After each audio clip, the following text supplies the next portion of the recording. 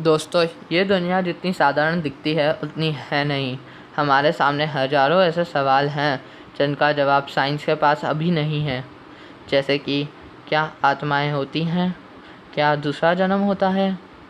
क्या हम अपने अतीत या भविष्य को देख सकते हैं? मगर ऐसा नहीं है। तो क्यों कुछ लोग अपने आने वाले कल को अपने सपने के माध्यम से देख लेते हैं, और न जाने ऐसे कितने हज़ारों एग्जाम्पल हैं। साइंस अभी अपने बाल अवस्था में है और लगातार प्रगति कर रहा है। इसका मतलब यह है कि जो चीज़ें आज हमें समझ में नहीं आ रही, वो शायद वह साइंस की वजह से फ्यूचर में समझ सकें। इनमें से कुछ सवालों का जवाब फोर्थ डायमेंशन यानी कि फोर्थ आयाम में है। इस एपिसोड में हम जानेंगे फोर्थ डायमेंशन यानी कि चौथा आयाम है क्या।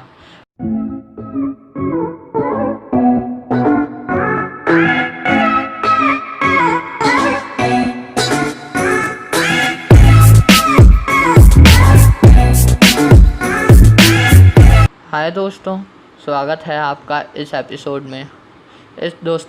फोर्थ डायमेंशन यानी कि चौथा आयाम को समझने के लिए पहले आपको 1D, 2D, 3D के बारे में तो आइए जानते हैं कि ये है क्या। जीरोथ डायमेंशन यानी कि पॉइंट, इसमें ना लंबाई होती है, ना चौड़ाई होती है, ना ही ऊंचाई या गहराई। 1D, दो पॉइंट को अगर आपस में जोड़ दें तो बनेगा एक लाइन, जो कि एक 1D फिगर है। इसमें केवल लेंथ होता है यानी कि लंबाई। 2D, अगर लाइंस को आपस में परपेंडिकुलरली जोड़ दें तो बनेगा एक 2D फिगर, जिसका एलिमेंट्स होंगे लेंथ और ब्रेथ यानी कि लंबाई और चौड़ाई। 3D, इसी प्रकार अगर हम 2D फिगर को आपस में परपेंडिकुलरली जोड़ दें तो बनेगा एक 3D फिगर, जो कि होगा एक क्यूब। इसके एलिमेंट्स होंगे लेंथ, ब्रेथ एंड हाइट यानी कि लंबाई, चौड़ाई और ऊंचाई। क्योंकि हम 3D वर्ल्ड में रहते हैं, हम लंबाई, चौड़ाई और ऊंचाई और गहराई को अनुभव कर पाते हैं। यानी यहाँ गौर करने वाली बात यह है कि हर डायमेंशन अपने पिछले डायमेंशन से मिलके बना है। उदाहरण के तौर पे बिना पॉइंट के लाइन नहीं बनाया जा सकता, बिना लाइन के 2D फिगर नहीं बनाया जा सकता, और बिना 2D फिगर के 3D फिगर नहीं बन सकता। इसका मतलब यह भी है कि जो फोर्थ डायमेंशन होगा वो भी 3 डायमेंशन से मिलकर ही बना होगा। लेंथ, ब्रेथ एंड हाइट, जिसके समूह को हम स्पेस कहते हैं, हम पहले ही कंसिडर कर चुके हैं। ऐसे में फोर्थ डायमेंशन का चौथा एलिमेंट क्या हो सकता है? वैज्ञानिकों की माने कि यह समय हो सकता है, क्योंकि टाइम और स्पेस एक दूसरे के बिना एग्जिस्ट नहीं कर सकते। हम इंसान समय के साथ जीते हैं। जैसे जैसे समय गुजरता है हम बूढ़े होते जाते हैं। टाइम यानी कि समय को अगर हम फोर्थ एलिमेंट माने तो 4D ऑब्जेक्ट कुछ ऐसा दिखेगा। जैसा कि आप देख पा रहे हैं, इस ऑब्जेक्ट में 1D, 2D, 3D और साथ में 4D एलिमेंट समय भी है, क्योंकि इसका स्ट्रक्चर हर पल बदल रहा है। इसे टेसरैक्ट कहते हैं। अगर 4D में हम अपने जीवन को देखें तो ये कुछ इस प्रकार दिखाई देगा।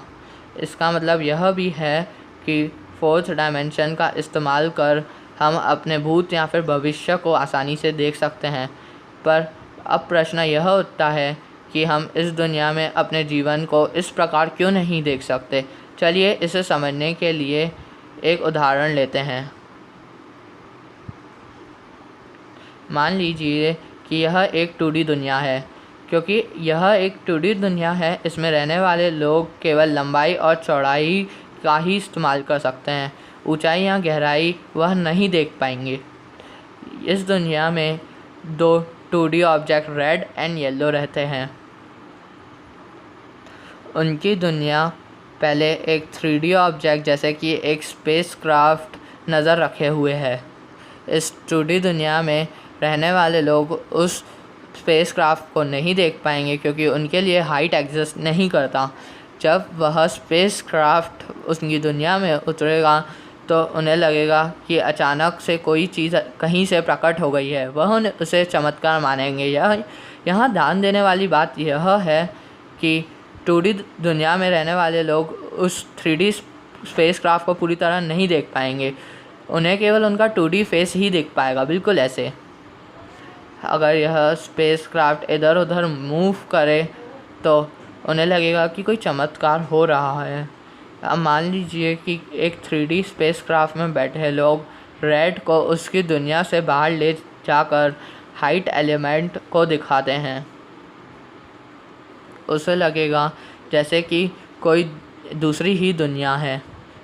जब वह वापस आएगा तो येलो को लगेगा कि अचानक से प्रकट हो गया है, क्योंकि हाइट एलिमेंट से वह अभी भी अनजान है। जिज्ञासा से वह पूछेगा कि तुम कहाँ गए थे।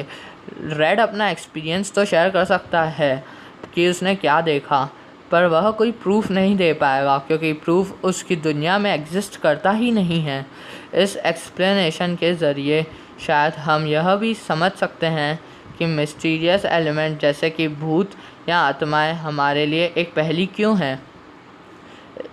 इस प्रकार हम 2D दुनिया में 3D फिगर नहीं बना सकते, इसी प्रकार हम 3D दुनिया में 4D नहीं दर्शा सकते। यही कारण है कि हम वर्तमान में जीते हैं और अपना भूत या भविष्य फिजिकल रूप में नहीं देख पाते हैं। अब जब आप 4D यानी कि चौथे आयाम को समझ गए हैं, हम आपके मन में एक सवाल उठ रहा होगा कि क्या हम डायमेंशन का उपयोग कर टाइम ट्रैवल या समय यात्रा कर सकते हैं। इसका उत्तर है हाँ, पर ऐसा करने के लिए हमें 4th डायमेंशन को 5th डायमेंशन में ट्रिगर करना होगा। ऐसा करने पर न केवल हम अपने भूत या भविष्य को में जा सकेंगे, बल्कि उसे बदल भी सकेंगे, जैसे टाइम ट्रैवल पैराडॉक्स के विपरीत है। सुपर स्प्रिंग थ्योरी के अनुसार इस ब्रह्मांड में कम से कम 10 डायमेंशन हैं। उन डायमेंशन में किसी और दिन बात करेंगे। अगर आपको यह एपिसोड पसंद आया तो इसे लाइक, शेयर और सब्सक्राइब कर दीजिए। और अगर आपको इसी वीडियोस में दिलचस्पी है तो हमारे चैनल को सब्सक्राइब ज़रूर करें, क्योंकि हम आगे भी इंटरेस्टिंग वीडियोस लाते रहेंगे। Thank you.